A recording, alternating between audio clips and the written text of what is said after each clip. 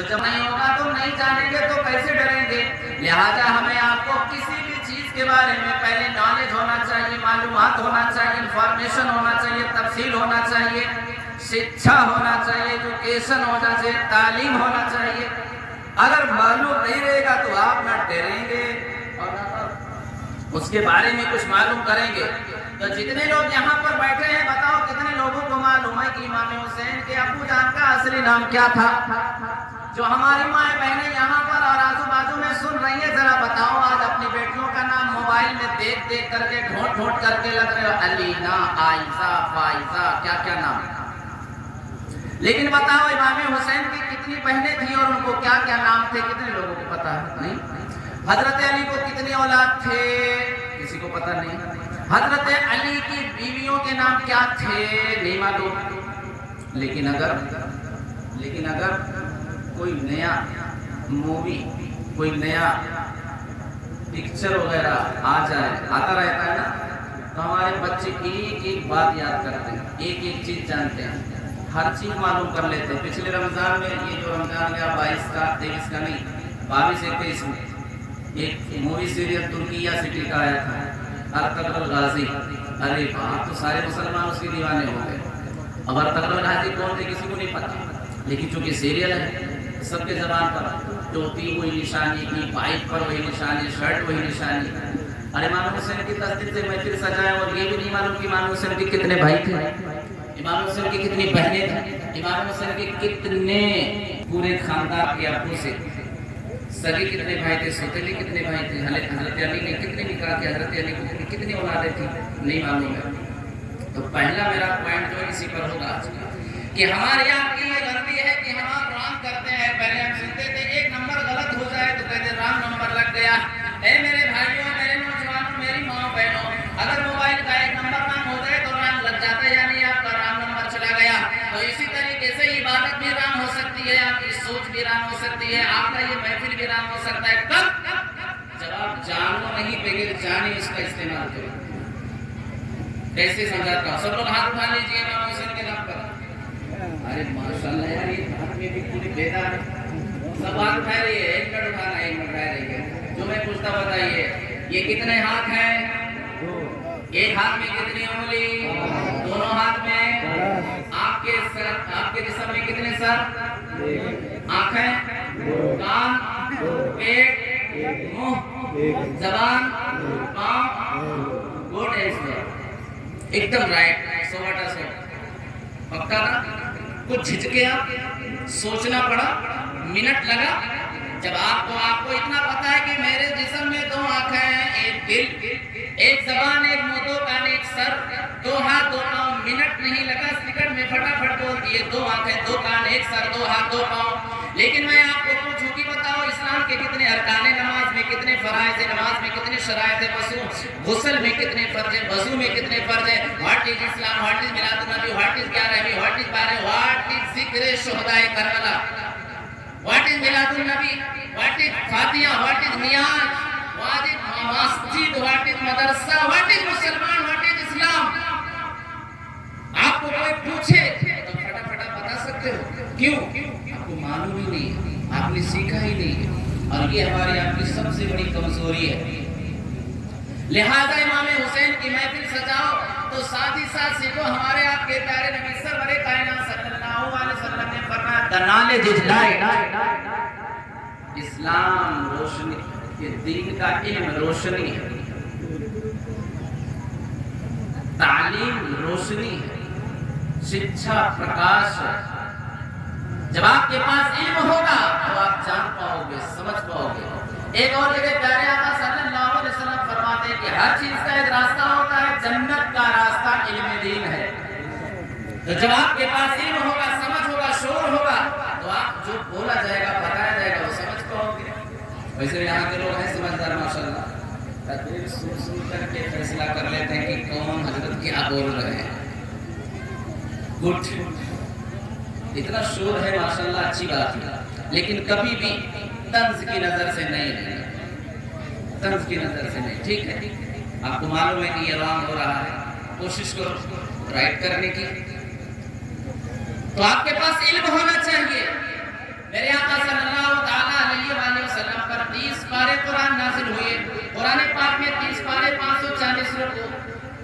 صحیح ہے نا بھائی کہ غلط نہیں؟ 540 رکوع ہے قرآن پاک میں 540 رکوع ہے 6666 آیت ہے، لیکن بتاؤ سب سے پہلے کون سی آیت نازل ہوئی؟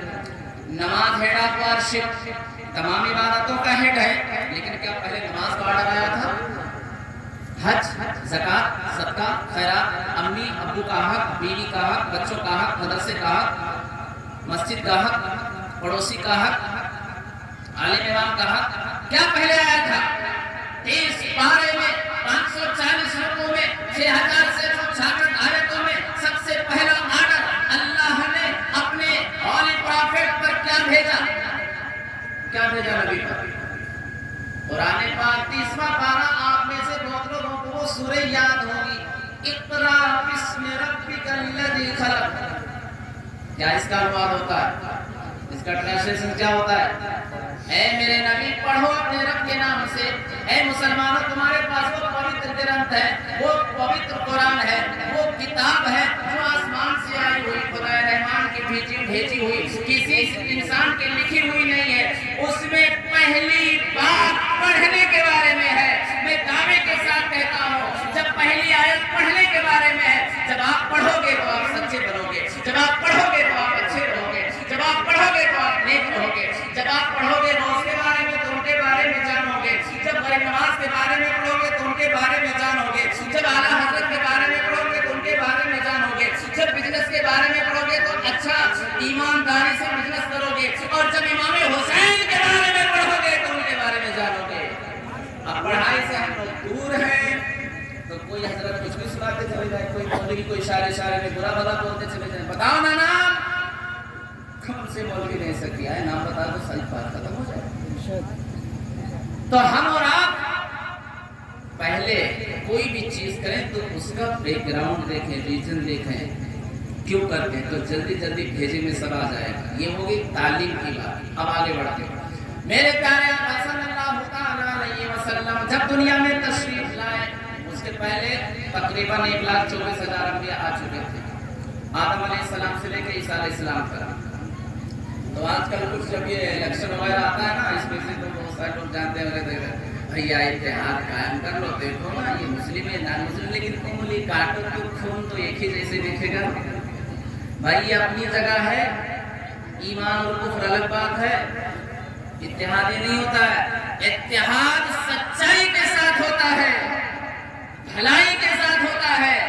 میرے نبی نے بھی اتحاد کیا تھا، لیکن جب انہوں نے غداری کیا تو مدینہ سے نکال بھی دیا تھا۔ تو آدم علیہ السلام سے لے کر عیسیٰ علیہ السلام تک جو اسی پارٹی پر رہے، آدم علیہ السلام، عیسیٰ علیہ السلام، شیس علیہ السلام، ابراہیم علیہ السلام، اسماعیل علیہ السلام، ذبیح اللہ علیہ السلام، حضرت یوسف علیہ السلام، حضرت یونس علیہ السلام، جتنے نبی آئے اسی پارٹی پر چلتے رہے۔ پھر ہمارے نبی تو وہ مومن کہلائے، مسلمان کہلائے، اور جو اس میں سے نکلتے رہے، الگ ہوتے رہے، وہ کافر کہلائے، مشرک کہلائے کہ یہ تو اللہ کو نہیں مانتے، الگ ہو گئے۔ اب میرے آقا صلی اللہ علیہ وسلم تک یہ ساری چیزیں آ گئی۔ آنے کے بعد حضور صلی اللہ علیہ وسلم تقریباً 53 ایئرس مکہ میں رہے، 53 سال، اور اس کے بعد وہاں سے ہجرت کر کے مدینہ آئے۔ اب مدینہ میں جب حضور صلی اللہ علیہ وسلم آئے اور یہاں پر آپ نے دین کا ڈنکا بجایا، یہ ایک بات ہو گئی۔ اس کے بعد جب حضور صلی اللہ علیہ وسلم نے ظاہری حیات سے پردہ فرمایا تو آپ کے بعد حضرت ابو بکر، حضرت عمر، حضرت عثمان، حضرت علی، یہ لگاتار ایک کے بعد ایک خلیفہ بنتے گئے۔ میں ایک چھوٹی چھوٹی حدیث چاروں خلیفہ کے بارے میں سناتا ہوں، یہ فکر آخرت کے بارے میں ہے۔ اللہ کرے یہ دل میں اتر جائے، ہم کو آپ کو اللہ عمل کی توفیق عطا فرما دے۔ آپ میں سے کسی کے پیر صاحب نے، کسی کے حضرت صاحب نے، کسی کے مفتی صاحب نے کہا ہے کہ آپ لوگوں میں سے یہ گاؤں میں سے صرف ایک بچے کا نام جانتا ہوں، عارف نام ہے جن کا، کیونکہ ان کا ہی فون آیا تھا، ان کا ہی نام پوچھا تھا، باقی کسی کا نام نہیں معلوم۔ تو کیا عارف کو کسی نے کہا بھائی تو کچھ بھی کر لے تو جنتی ہے؟ آپ میں سے کسی کو کسی نے کہا نہیں؟ جب کسی نے اناؤنسمنٹ نہیں کیا، جب کسی نے آپ کو نہیں کہا کہ آپ جنتی ہو، آپ کو بہت زیادہ ڈرنا چاہیے۔ لیکن جس کو نبی نے کہہ دیا ہو کہ آپ جنتی ہو، ان کو کوئی ڈر ہے، کوئی خوف ہے، کوئی فکر ہے؟ لیکن اللہ کے پیارے نبی صلی اللہ علیہ وسلم نے جن صحابہ کرام کو جنت کی بشارت دے دی اللہ تعالیٰ ان سے راضی ہو گیا. قرآن میں اللہ فرماتا ہے رضی اللہ تعالیٰ عنہ ورضوا عنہ, میں ان سے راضی وہ مجھ سے راضی. لیکن انہی میں سے اللہ سے کتنے ڈرنے والے تھے. حضرت ابو بکر صدیق رضی اللہ تعالیٰ عنہ ہیں, مدینہ سے باہر نکل کے گئے, چڑیا چہچہا رہی تھی. میری ماں بہنیں غور سے سنو, ڈرتی نہیں ہو تم, سب سے زیادہ ڈرتے چھپکلی سے, میڈک سے. اللہ سے ڈرو, قبر کے عذاب سے ڈرو. اگر آپ سچ بن جاؤ تو بزرگوں نے فرمایا ہے کہ عورت چاہے تو اپنے گھر کو جنت کا ٹکڑا بنا دے, اور اگر عورت چاہے تو اپنے گھر کو جہنم کا ٹکڑا بنا دے. فیصلہ ان کے اوپر ہے. صبر سے کام لو, غصہ نہ کیا کرو, اپنے بچوں کو موبائل نہ دیا کرو, ٹی وی موبائل سے بچا کرو. چڑچڑاپن ڈپریشن کی بیماری موبائل سے ہوتی ہے. کتابیں پڑھا کرو, قرآن پڑھا کرو, نماز پڑھا کرو, کیونکہ تمہارے قدموں میں اللہ نے جنت رکھ دیا. تو حضرت ابو بکر باہر گئے, جا کر دیکھتے چڑیا چہچہا رہی ہیں. ان کی چہچہاہٹ کو دیکھ کر کے آپ نے کہا چڑیو تم کتنی اچھی ہو. اس کے بعد رونے لگے. تو کسی نے پوچھا ابو بکر آپ نبی کے خلیفہ, نبی کے بعد آپ کا مرتبہ, آپ کو دنیا ہی میں جنت کی بشارت مل گئی ہے, آپ رو کیوں رہے ہیں؟ وجہ کیا ہے, ریزن کیا ہے رونے کا؟ یہ آپ جو کرائم کر رہے ہیں, رو رہے ہیں کیوں؟ تو حضرت ابو بکر نے جو فرمایا میرے آپ کے لیے نصیحت ہے. فرماتے ہیں سنو, یہ چڑیا جو چہچہا رہی ہیں نا, کل قیامت کے دن ان کو ختم کر دیا جائے گا. اللہ پاک ان سے حساب نہیں لے گا. تو میں یہ سوچ کے رو رہا ہوں کہ چڑیا مجھ سے اچھی ہے, مجھے جب رب کے سامنے پیش کیا جائے گا اللہ میرا حساب لے گا تو میرا کیا ہوگا. یہ سوچ کے میں رو رہا ہوں. سنا آپ نے, یہ کون ہے؟ نبی کے سسر ہیں, سمدھی ہیں نبی کے, رشتہ دار بھی ہیں, اور اناؤنسمنٹ بھی کر دیا تھا کہ یہ جنتی ہیں, نبی کے دوست بھی ہیں, نبی کے ساتھ میں رہے ہیں, لیکن پھر بھی کتنا ڈرتے تھے اللہ سے. سنا آپ نے, یہ ہے ابو بکر کی شان. آگے بڑھے حضرت عمر, سبحان اللہ, اتنا بڑا مرتبہ ان کا عرس بھی اسی مہینے میں ہوتا ہے. حضرت عمر رضی اللہ تعالیٰ عنہ, مجھے بڑی خوشی ہوئی, ایک بھائی نے کہا کہ حضرت عمر کے بارے میں بھی سننا تھا. یعنی یہ بڑی اچھی بات ہے کہ ایسے ایسے صحابہ اور بزرگوں کا نام یاد ہے اور معلومات رکھتے ہیں کہ ہمیں ان کے بارے میں جاننا چاہیے, ان کے بارے میں دیکھیں. حضرت عمر رضی اللہ تعالیٰ عنہ رو رہے تھے. تو کسی نے پوچھا کہ اچھا عید کا دن تھا, عید کا دن تھا تو آپ رو رہے تھے حجرے میں. تو سب نے کہا کہ آپ تو ہے خوشی کا دن ہے, عید کا دن ہے, یہ کرائم ڈے تو نہیں ہے, رونے کا دن تو نہیں ہے آج, یہ کیوں رو رہے ہیں آپ؟ حضرت عمر رضی اللہ تعالیٰ عنہ نے فرمایا خوشی وہ منائے جس کو یہ پکا پتہ ہو کہ میری نماز روزے قبول ہو گئے. عمر اس لیے رو رہا ہے کہ مہینے بھر جو عبادت کیا ہے کیا پتہ اللہ نے قبول کیا کہ نہیں. یہ ہے کون, مرتبہ کتنا ہے. نبی کے بعد اگر کوئی نبی ہوتا تو یہ ہوتے. اور یہ جو دنیا کے نظام چل رہے ہیں نا, پولیس ڈپارٹ, پوسٹ کا ڈپارٹ, اور یہ جو جگہ جگہ چیک پوسٹ ہوتا ہے, ٹول وغیرہ, یہ سب حضرت عمر رضی اللہ تعالیٰ نے ایجاد کیا ہے. پڑھو اپنی تاریخ کو, پڑھو اپنے بزرگوں کے تاریخ کو. یہ ناچنے گانے چھڑکنے والے فلم ڈرامے میں آ کر الٹی سیدھی حرکتیں کرتے ہیں اور نیوز چینل میں آ کر کچھ بھی بڑبڑاتے ہیں اور آپ کو سنتے ہو اور شک میں پڑ جاتے ہو. بھائی پورا کا پورا پہلے جانے کی دال میں کالا ہے, پہلے ایسا بولتے تھے نا, اب پوری دال ہی کالی ہے, اب کبھی اس میں پڑھو ہی مت. اب سچ میں اپنی تاریخ کو پڑھو.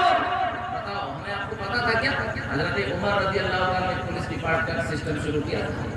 یہ جو پوسٹ کا سسٹم چل رہا ہے نا, آدھار کارڈ بن کے آتا ہے آپ کے گھر تک, یہ حضرت عمر نے شروع کیا تھا. جو جگہ جگہ جو چیک پوسٹ بنا ہے حضرت عمر نے شروع کیا تھا اپنے دور میں, اور آج تک چل رہا ہے دنیا میں. یعنی آپ کے مذہب سے دنیا کے اصول کو چلانے کے لیے اسلامک لا کو, اسلامک قانون کو لوگوں نے اپنا لیا, اور ہم اور آپ اسلام کے ماننے والے سمجھتے ہیں. تو حضرت عمر رضی اللہ تعالیٰ عنہ رو رہے تھے اور کہہ رہے تھے مجھے پتا نہیں میرے نماز قبول ہوئی کہ نہیں. میرے بھائی, میری بہن, یہ اتنے نمازی تھے پھر بھی روتے تھے. اور آج جتنے لوگ ابھی یہاں بیٹھے, اتنے لوگ تو مسجد میں نہیں تھے.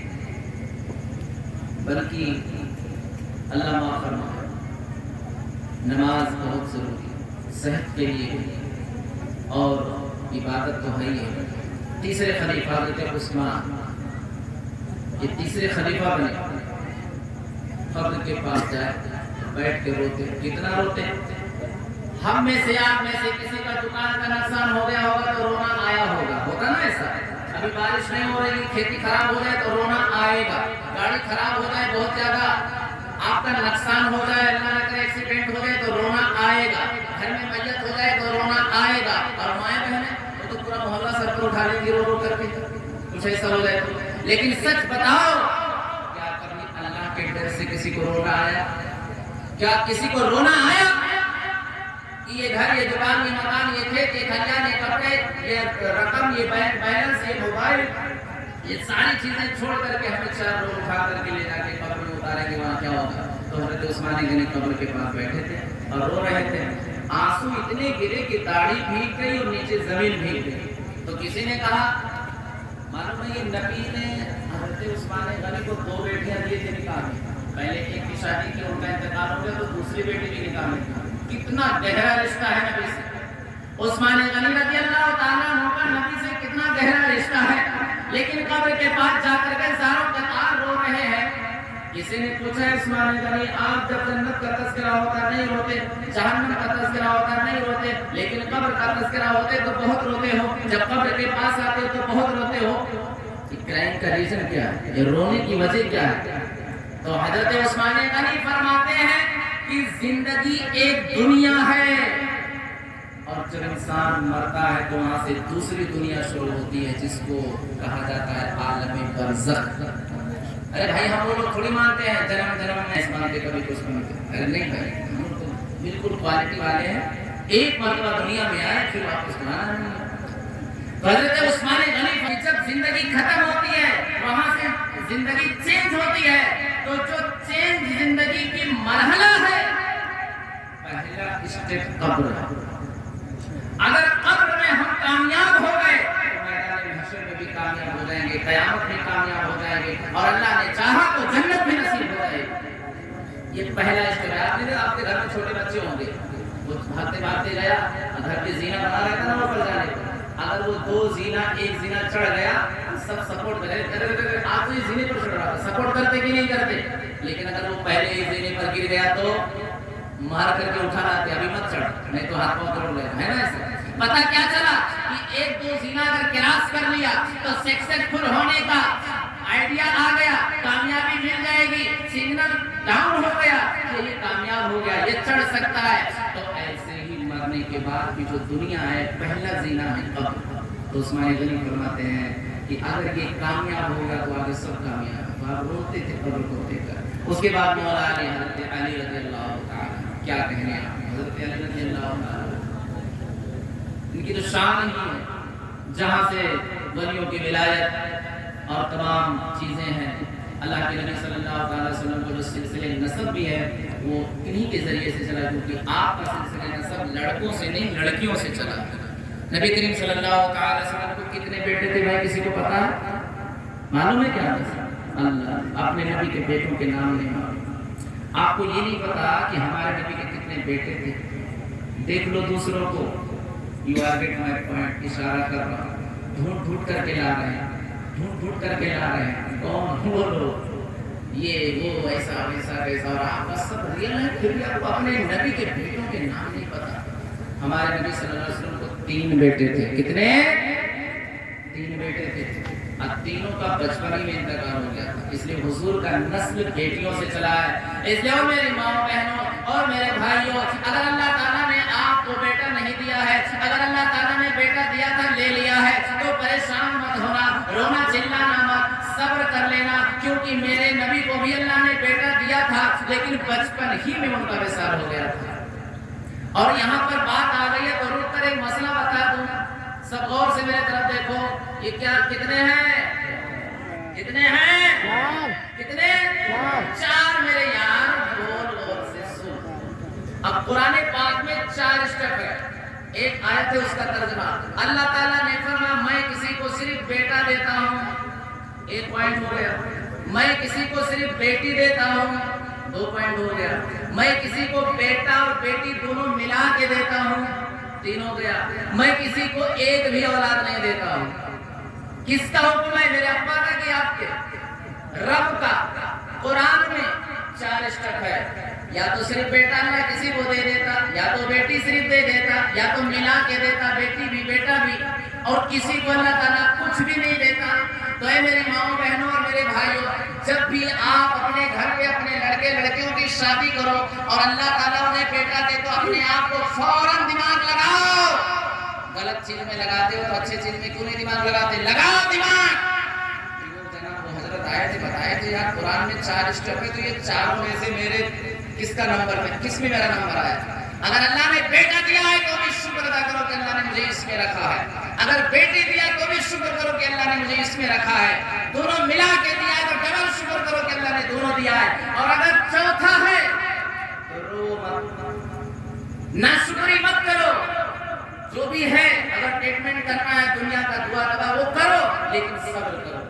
ये 4 स्टेप अल्लाह ने रखा, इस 4 के अलावा दूसरा कुछ भी नहीं है। अब वो भी कान खोल के सुने कि जिस बेटी को, जिस बहन को सिर्फ बेटियां अल्लाह ने दिया, तो कुछ जाहिल लोग उनको ताने मारते हैं और ऐसी ऐसी बेहुदा बातें करते हैं कि तू सिर्फ लड़की पैदा करती है। कितनी कितनी जहालत की ये बात है। वो पैदा करती है, अल्लाह ताला ने दिया है। क्या तुम गिर पड़े थे आसमान से? तुम भी तो किसी के जरिए से आए।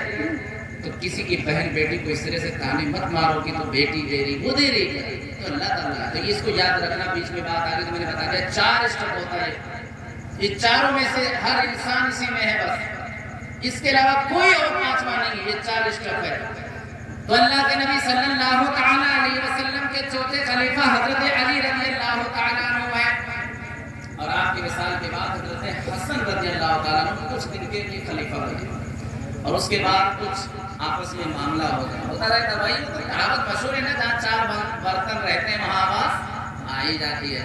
तो हजरत अमीर मुआविया रज़ियल्लाहु तआला अन्हु थे और हजरत हसन को कुछ मामला हुआ, और इस मामले को मेरे हुजूर पहले ही जानते थे। मेरे आका सल्लल्लाहु अलैहि वसल्लम ने फरमाया कि मेरा बेटा हसन बहुत बड़े जंगो फसाद को बचा लेगा। तो अब हजरत अली के बाद हजरत हसन खलीफा बने, तो मामला हो गया।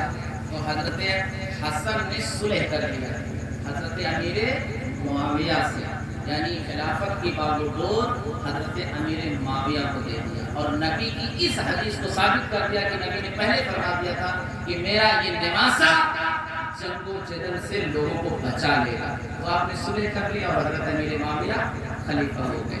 अब हजरत अमीर मुआविया जब खलीफा हुए तो उसमें ये था कि आपने अपने आखिरी हयात तक अपने बेटे को खलीफा नहीं बनाया, उसका नाम था यजीद। आपने वसीयत किया था 2-3 बातों, जिसमें से एक ये था कि देखो मेरे बाद हुसैन खलीफा हो, और अगर उन्होंने तुमको इजाजत दे दी तो फिर तुम्हारे, लेकिन पहले तुमको रहेंगे खलीफा, क्योंकि हसन ने सुलह करके मुझे खिलाफ किया। कितनी अच्छी बात है। और फिर हजरत अमीर मुआविया ने कहा कि सुन, बगैर हुसैन के मशवरे के कोई काम नहीं करना। ये 2-3 वसीयतें आपने की थी, उसके बाद आपका इंतकाल हो गया, लेकिन नालायक लड़का यजीद आपकी बात पर अमल नहीं किया। फिर ये तमाम मामला हुआ, और ये हुआ तो आगे शहादत का कैसे हुआ वो आप सुनेंगे। अब हम आपको हजरत इमाम हुसैन का मदीना से करबला पहुंचना बता करके अपनी बात एंड कर देंगे और आपको करबला में पहुंचा देंगे। यहाँ तक आपने जल्दी जल्दी सुन लिया। देखो जो मैंने इतनी जल्दी में इतनी बातें सुनाई ना, ये कम से कम 2-3 दिन का बयान है, बल्कि और भी ज्यादा लगता है, क्योंकि एक दिन एक का बयान होता है। हमें जल्दी जैसे सुना दिया तो शरीफ पढ़ लीजिए अल्लाहुम्मा सल्ली अला मुहम्मद। देख करके हदीस याद आ गई। हदीस शरीफ में है ना भाई कि अगर आप चाहो तो फरिश्तों से भी अफजल हो जाओ, और अगर आप चाहो तो जानवरों से भी बदतर हो जाओ। कैसे? फरिश्तों के अंदर शहवत नहीं, ख्वाहिशात नफ्स नहीं, अल्लाह ने जिस काम पर लगा दिया बस इबादत में लगे रहो। और जानवरों के अंदर शहवत तो है, وہ بھی میل فیمل ہوتے ہیں لیکن ان کے اندر عقل نہیں ہے، عقل نہیں ہے۔ ہاں انسان کے صحبت میں رہتے رہتے کچھ لوگ کچھ جانور سیکھ جاتے ہیں، وہ الگ معاملہ ہے، ویسے عقل نہیں ہوتا۔ اگر عقل ہوتی تو ویسے تھوڑی گھومتے کہ راستہ روک لیتے، آپ کا راستہ دیتے، لیکن آپ کے اندر اللہ نے شہوت بھی رکھا ہے اور عقل بھی رکھا ہے۔ اب ذرا سوچئے یہ دونوں چیزیں انسان کے اندر ہیں، تو جو انسان اپنے خواہشات نفس کو کنٹرول کر لے اور اپنے عقل کو رائٹ وے پر یوز کر لے، صحیح راستے پر استعمال کر لے، تو وہ انسان کامیاب ہو جاتا ہے، اور اتنا کامیاب ہوتا ہے کہ انسان تو انسان ہے، ولیوں کی جماعت میں پہنچ جاتا ہے، نبیوں کی جماعت میں ہوتا ہے۔ تو یہ کتنی پیاری بات آپ نے سن لیا۔ اب حضرت امام حسین کے بچپن سے لے کے کربلا تک کیسے کیا ہوا، جلدی جلدی سنیے۔ نبی کریم صلی اللہ علیہ وسلم مدینہ میں تشریف فرما، آپ کا وصال ہو گیا، چاروں خلیفہ بنے، حضرت حسن نے حضرت امیر معاویہ کو خلافت دے دی، صلح کر دی۔ اس کے بعد جب امیر معاویہ کا وصال ہوا تو یزید زبردستی بن بیٹھا، وہ کہتے ہیں نا باپ کا بپن ایسا ہو کر بیٹھا۔ لیکن اسلام میں ایسا نہیں چلتا ہے، جیسے میں اگر عالم ہوں، میں اگر پڑھا ہوں تو میرا بیٹا اگر پڑھا لکھا ہے تبھی میری سیٹ لے سکتا ہے۔ ویسے آج کل زبردستی پیر کے بیٹے کو پیر بنا دیتے ہیں لوگ، کیونکہ آج کل کے پیر جو ہے اس کو پیر نہیں پیر بولتے، پیر والے پیر ہوتے ہیں، ہم لوگ تو وہ دیکھتے ہیں، اللہ تعالیٰ بچائے ایسے لوگ۔ تو زبردستی بن بیٹھا۔ اب امام حسین رضی اللہ تعالیٰ عنہ مدینہ میں تھے، یزید نے وہاں سے ایک جنے کو بھیجا اور کہا کہ آپ میری بیعت ہے، تو آپ نے کہا کہ پہلے سب سے لے لو پھر میں دیکھتا ہوں۔ پھر اس کے بعد آپ نے سب چیز جان گئے تو آپ نے منع کر دیا۔ میں نے کہا ایسے آدمی سے بیعت میں نہیں لوں گا۔ یہ یہاں تک کے واقعہ ہوا۔ اب آگے سنیے میرے بھائیوں، آپ میں سے کون ہے جو یہ نہ چاہتا ہو کہ مدینہ چلے جاؤ؟ کوئی ایسا ہے کہ نہ چاہتا ہو؟ کوئی چاہتا ہے کہ نہ جاؤ مدینہ؟ کوئی چاہتا ہے؟ ایک نعت شریف ہے، وہ آپ کو موبائل میں سنے ہوں گے، شمیم فیضی صاحب پڑھے ہیں، سنا کرو، گاڑی میں، موٹر میں، ٹریکٹر میں، فور ویلر میں، ٹو ویلر میں، گھر میں، خود سنا کرو۔ ہاں بھائی اچھی چیزیں سنا کرو، ثواب ملے گا۔ بہت مشہور نعت ہے، مصطفیٰ آپ کے جیسا کوئی آیا ہی نہیں، آقا بھی کیسے جب اللہ نے بنایا ہی نہیں، بہت مشہور نعت ہے۔ تو اسی میں ایک لائن ہے، تو مکے سے ہی چلا آیا مدینے نہ گیا، تو مکے ہی سے لوٹ آیا مدینے نہ گیا، ارے مدینہ جاتا کیسے آقا نے بلایا ہی نہیں۔ تو جو مدینہ نہیں جاتے ہیں ان کو حضور بلاتے نہیں ہیں۔ تو کون چاہے گا کہ میں مدینہ نہ جاؤں؟ الہی دکھا دے وہ مدینہ کیسی بستی ہے جہاں پر رات دن مولا تیری رحمت برستی ہے۔ اب ذرا دل تھام کر کے سنو، یہیں سے یہ محرم کا بیان ہو رہا ہے۔ یہ تو میں نے ہسٹری سنا دیا تھا مختصر میں۔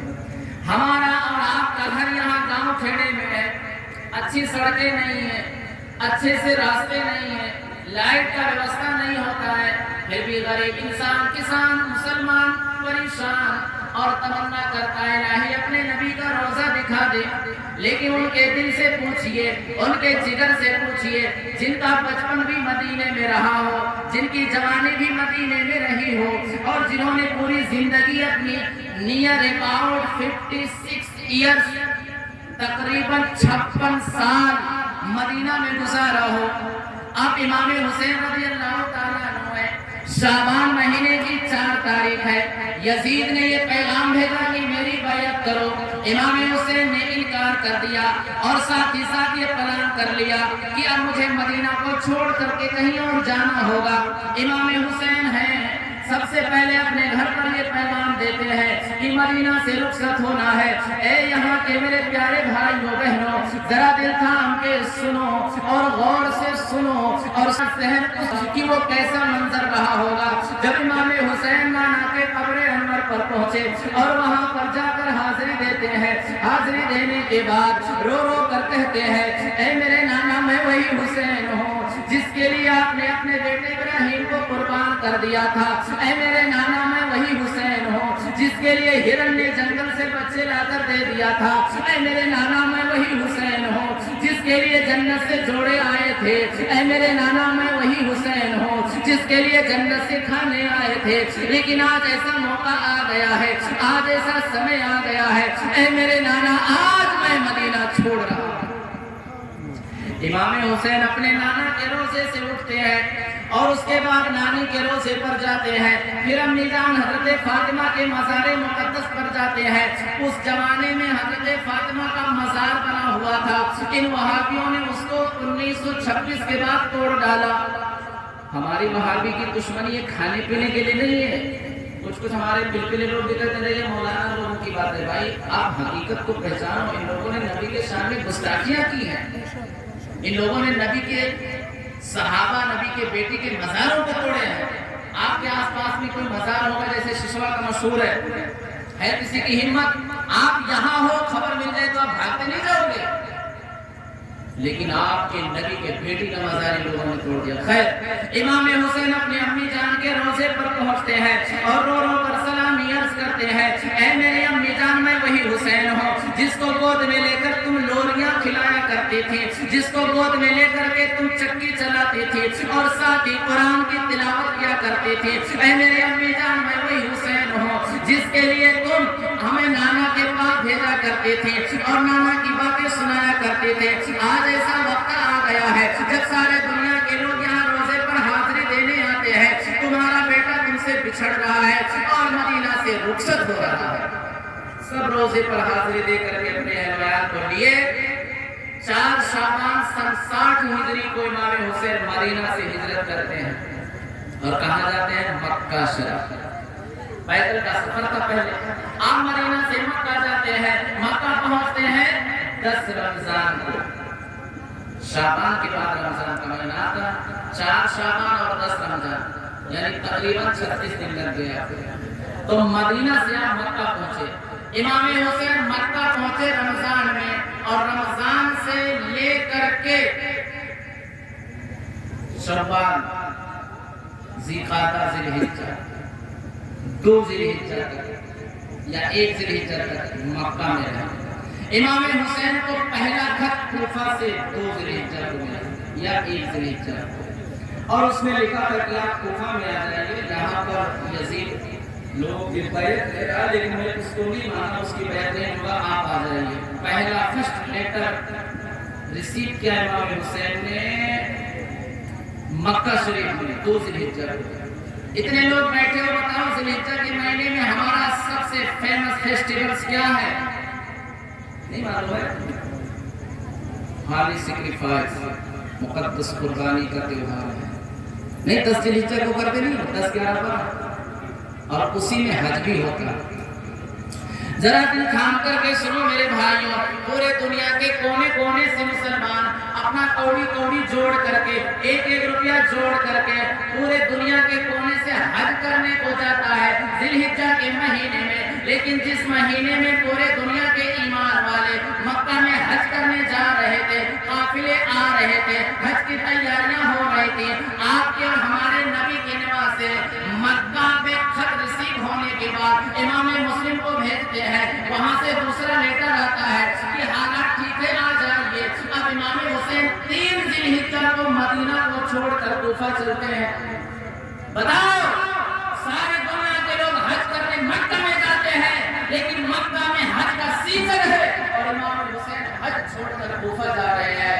اس لیے جا رہے تھے کہ اگر حسین کربلا میں جا کر نماز نہ بچائے ہوتے، قرآن نہ بچائے ہوتے تو حج بھی نہیں بچائے۔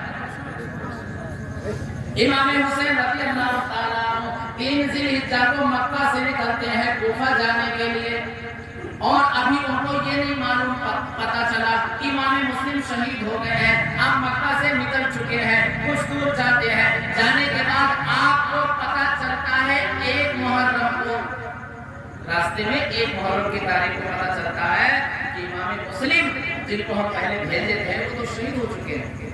آپ بڑے حیران ہوئے، لیکن ابھی آپ سفر جاری کیے ہوئے تھے کہ 2 محرم کو یزید کی طرف سے ایک کمانڈر جو چند فوجیوں کو لے کر کے آپ کو اریسٹ کرنے آیا، ان کا نام گر تھا۔ آنے کے بعد یہ 2 محرم کی تاریخ ہے، کربلا سے کچھ دور رہ گیا، آنے کے بعد آپ کو کہا گیا، آپ کو بتایا گیا کہ میں آپ کو یزید کی طرف سے اریسٹ کرنے آیا ہوں۔ امام حسین نے کہا پہلے تم دھوپ سے آئے ہو، پانی پی لو، پانی پلایا، نماز پڑھے، اور اس کے بعد پھر کچھ باتیں ہوئی، اور اس کے بعد امام حسین 3 محرم کو بھی آگے چلے، اور 3 محرم کو ایک ایسی جگہ پر پہنچے جہاں پہنچنے کے بعد آپ نے پوچھا اس جگہ کا کیا نام ہے؟ نعرہ تکبیر، نعرہ رسالت، علماء اہل سنت۔ امام حسین 3 محرم کو میدان کربلا میں پہنچ گئے تھے۔ اے گراریا کے مسلمانوں، ہمیں بڑی خوشی ہے، ہمارے جوانوں نے بتایا کہ نیئر اباؤٹ 20 ایئرس اولڈ یہ پروگرام ہے، یعنی 20 سال سے چل رہا ہے۔ نسلیں، جو بچے چھوٹے رہے ہوں گے جوان ہو گئے، ابا بن گئے، اور جو ابا تھے دادا نانا بن گئے ہوں گے۔ کتنی قسمت کی بات ہے، اس گاؤں پر کتنا کرم ہے کہ 20 سال سے حسین کا پروگرام ہو رہا ہے۔ یہ بڑی اچھی بات ہے، اس کو اور اچھے سے کرو، ایک بہترین منظم طریقے سے کرو، تاکہ اس گاؤں کے آنے والے بچے بچیوں کو قیامت تک کے اس پروگرام کی برکت ملتی رہے۔ امام حسین رضی اللہ تعالیٰ عنہ کی محفل سے جاتے ہو، لیکن بتاؤ کربلا میں امام حسین کون سی تاریخ میں پہنچے تھے؟ سنے ہوگے، بھول گئے ہوگے، یار سن، 3 محرم الحرام کو امام حسین رضی اللہ تعالیٰ عنہ میدان کربلا میں پہنچ جاتے ہیں، اور 3 محرم سے لے کر 8 محرم تک، بلکہ 9 محرم تک بات چیت ہوتی ہے۔ یزید کی بیعت کر لو، میں بیعت نہیں کروں، کیونکہ فاسق ہے، فاجر ہے، گنہگار ہے، بدکار ہے، بدکردار ہے۔ آخرکار جب یہ پورا ہفتہ نکل گیا، 7 دن ہو گئے، 7 محرم آ گئے، وہ بولتے نا کہ 3 دن کھانا پینا بند ہو گیا تھا، پانی بند ہو گیا تھا۔ جب 7ویں محرم تک کوئی فیصلہ نہ ہوا تو یزیدیوں نے ایک چال چلی کی، جہاں سے پانی لیتے ہیں اس پانی پر پہرا بٹھا دیا۔ بتائیے، جو دنیا میں سب سے اچھا ہو، جو دنیا میں سب سے پیارا ہو، جو دنیا میں سب سے نیک ہو، اس کے لیے پانی بند کر دیا گیا، اس کے لیے پانی روک دیا گیا۔ نگاہ مصطفیٰ میں کوئی گورا ہے نہ کالا ہے، نگاہ مصطفیٰ میں کوئی گورا ہے نہ کالا ہے، نبی سے عشق ہے جس کو وہی اللہ والا ہے۔ نعرہ تکبیر، نعرہ رسالت، نعرہ رسالت، شہدائے کربلا، شہدائے کربلا، سبحان اللہ، سبحان اللہ۔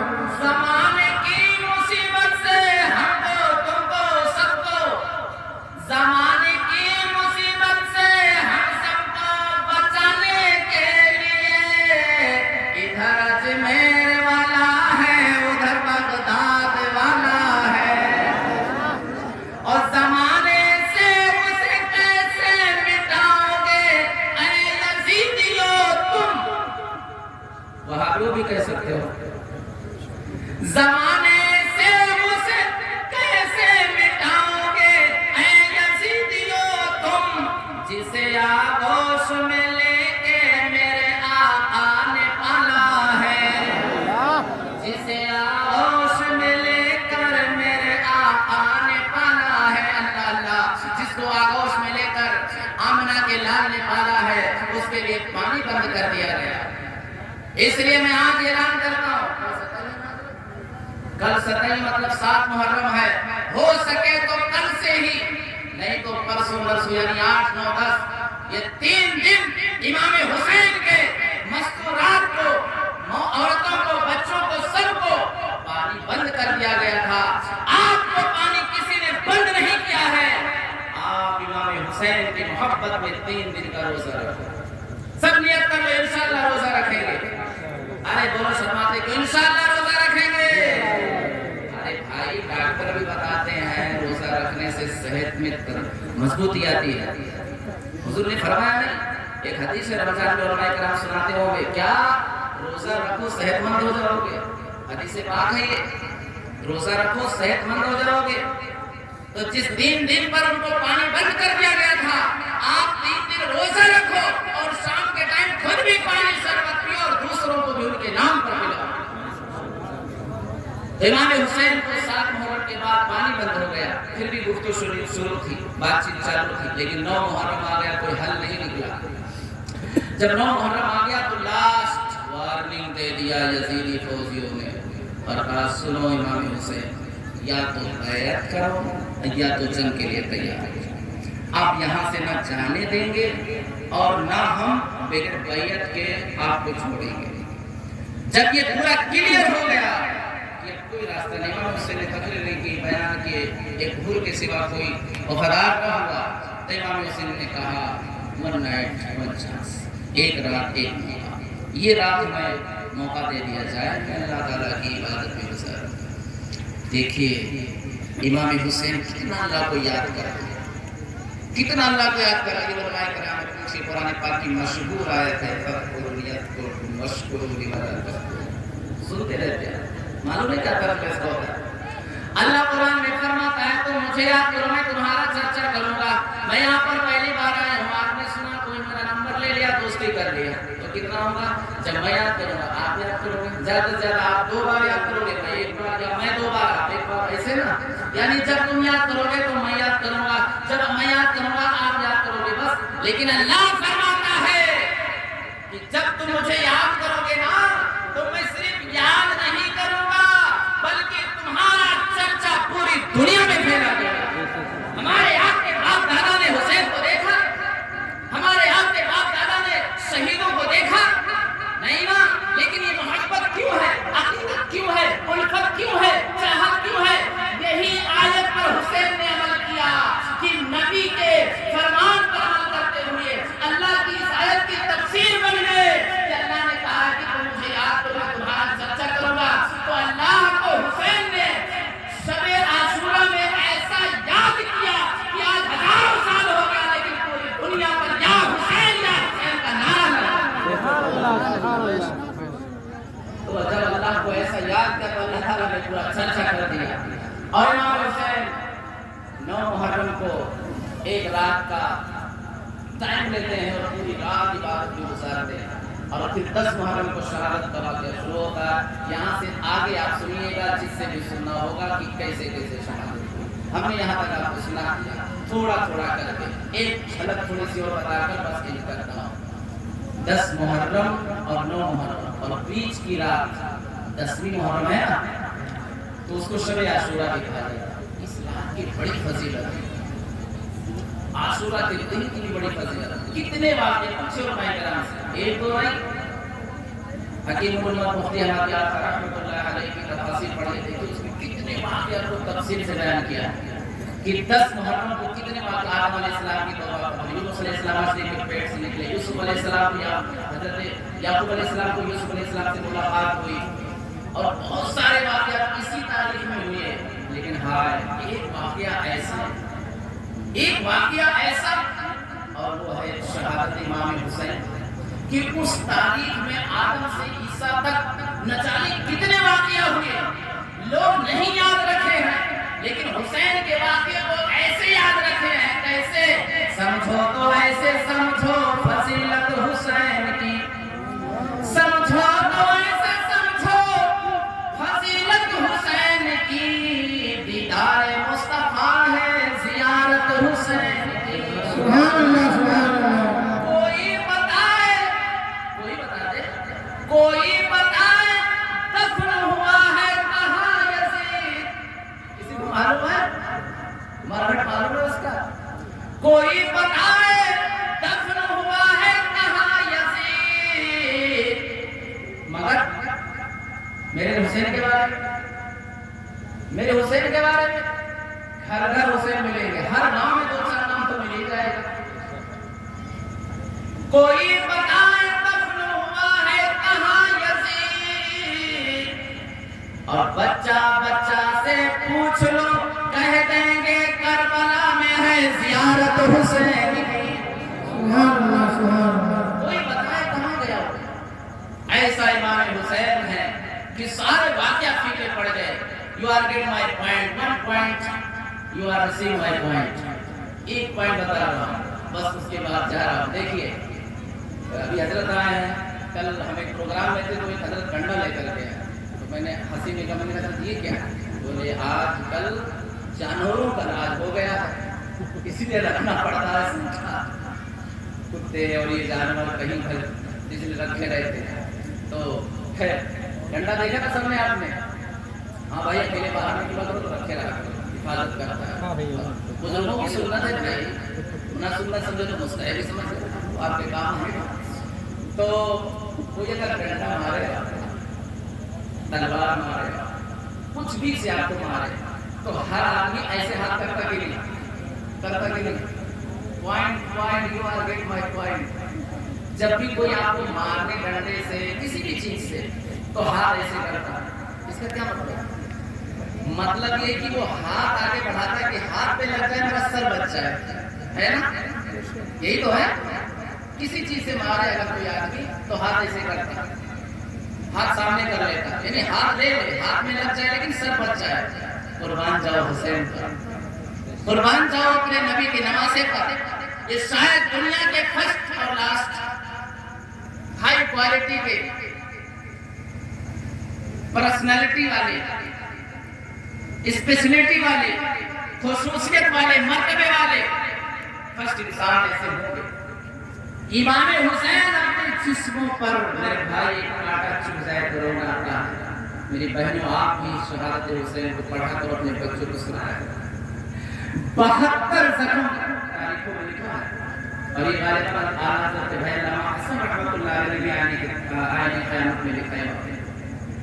تقریباً 72 زخم امام حسین نے کھایا تھا۔ کلپنا کریں، اپنے ذہن میں لائیے، شہادت کا بیان کوئی عالم دین اگر سچے دل سے سنائے گا تو مفکر اسلام کی زبانی بکار اور فرماتے ہیں کہ کوئی بھی عالم دین اگر شہادت کا بیان سچے دل سے بیان کرے اور کوئی سچے دل سے سنے تو بغیر روئے رہ نہیں سکتا۔ آپ سوچئے ذرا، 72 زخم امام حسین نے کھائے تھے۔ تمہیں بتا رہا ہوں کہ آج دنیا کا یہ اصول ہے کہ کوئی مارے پیڑے تو ہاتھ ایسے لاتا، لیکن امام حسین نبی کی نماز سے 72 زخم کھانے کے باوجود ہاتھ کو آگے نہیں دیا، سر کو آگے کر دیا، سر کٹا دیا، سر دے دیا، لیکن ہاتھ کو نہیں دیا۔ اسی لیے ہندر ولی پکار اٹھے، شاہ است حسین، بادشاہ است حسین، دین است حسین، دی پناہ است حسین، سردار در دستے رسید، سر دے دیا لیکن ہاتھ نہیں دیا۔ حقا کی بنائے لائے جائے۔ یہ جو آخری میں پوائنٹ پہ ذرا غور کرنا، سوچنا، امام حسین نے اپنا سر آگے کر دیا لیکن ہاتھ نہیں۔ اس سے یہ سبق ملا کہ جو ہاتھ نبی کے ہاتھ میں حسین نے دیا تھا، جو ہاتھ علی کے ہاتھ میں حسین نے دیا تھا، جو ہاتھ ابو بکر کے ہاتھ میں دیا تھا، جو ہاتھ عمر کے ہاتھ میں دیا تھا، جو ہاتھ عثمان کے ہاتھ میں دیا تھا، جو ہاتھ علی کے ہاتھ میں دیا تھا، جو ہاتھ حسن کے ہاتھ میں دیا تھا، وہ ہاتھ یزید کے ہاتھ میں نہیں جا سکتا، سر کٹا سکتا ہے، لیکن جو ہاتھ نبی کے ہاتھ میں چلا گیا ہو کسی ظالم کے ہاتھ میں کبھی نہیں جا سکتا۔ اور آپ بھی وعدہ کر لو، سر کٹا دینا، لیکن یہ اپنا ہاتھ کبھی کسی وہابی سے، مذہب سے، گمراہ سے، کافر سے، مشرک سے نہیں ملانا، خاص کر کے دینی معاملات میں۔ دینی معاملات اس میں کوٹ کر دیا ہو، دینی معاملات میں، عقائد اہل سنت کے معاملات میں، اگر تمہیں جنت میں جانا ہے، اگر جہنم سے بچنا ہے، اگر عذاب قبر سے بچنا ہے، سر کٹ جائے یا رہ جائے، لیکن اپنا ہاتھ صرف نبی کے ہاتھ ہے۔ یہ ہاتھ کسی کے لیے نہیں ہے، یہ صرف نبی کا ہے، نبی کے لیے۔ یہ ہاتھ اٹھے تو نبی کے لیے، یہ ہاتھ چلے تو نبی کے لیے، زبان سے کچھ نکلے تو نبی نبی۔ وہ کہتے نہیں کہ ہر سانس پکارے علی علی، ہر زبان پکارے نبی نبی۔ اس لیے میرے بھائیو، ایک رہو، نیک رہو، بد مذہبوں سے بچو، گمراہوں سے بچو۔ آج آپ کے اس پر عیدگاہ پر، خانقاہ پر، مزار پر، مسجد پر، مدرسے پر، قرآن پر ہر طرح سے اٹیک ہو رہے ہیں۔ آپ کیا کرو گے؟ آپ کے پاس تو دولت نہیں، آپ کے پاس تو شہرت نہیں، آپ کے پاس تو بہت زمین جائیداد نہیں، آپ کے پاس تو حکومت نہیں، آپ کے پاس تو ہتھیار نہیں، لیکن ایک چیز ہے جو غریب نواز نے لا کر دیا تھا، اور وہ ہے ایمان، وہ ہے کردار، وہ ہے محبت۔ آپ